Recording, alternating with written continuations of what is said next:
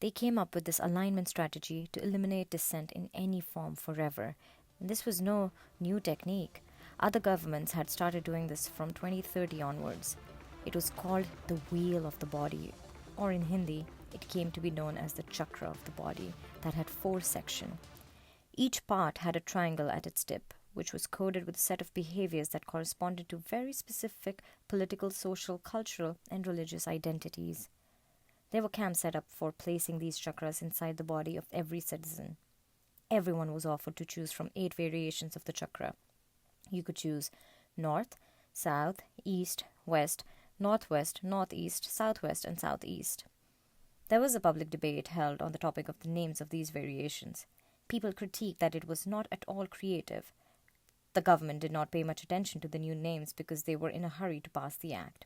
It was unanimously passed by the one party government and enrolled right away.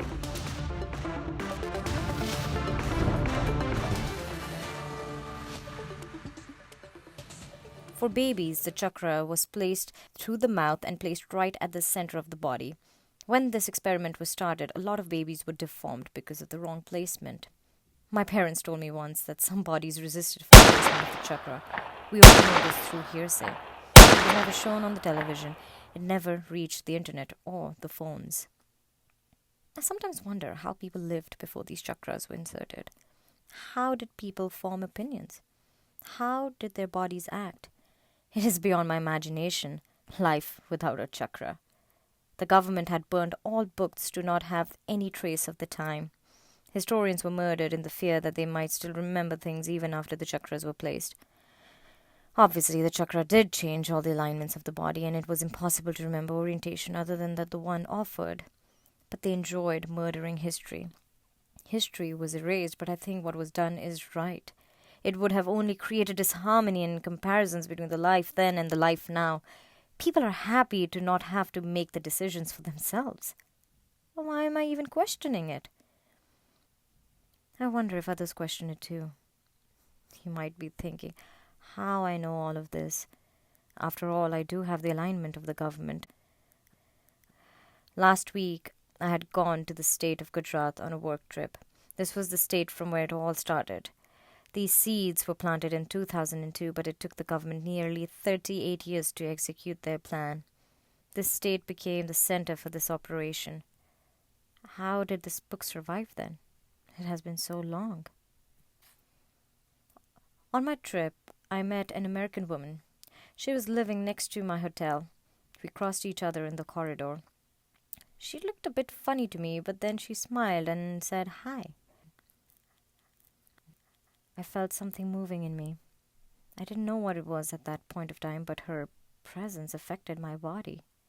It was almost this gut feeling that was telling me to embrace the presence of this woman. She didn't look old, but then she also seemed rich and someone who could definitely afford to stay young forever. She told me that she was returning to India after a very long time.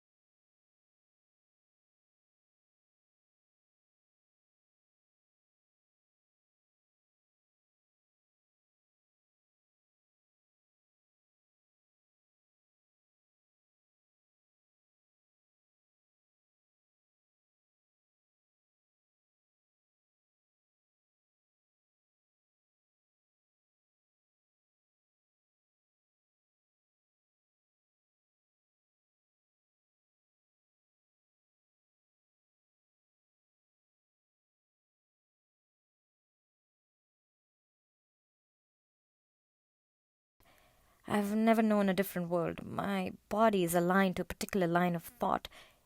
Can I really change that? Change my reality? Will my body be able to embrace the death? Will I be able to move more freely like people did before this act? Is it all true? Why did I meet that woman now? Now, when I was living a happy life. I have to do it to know.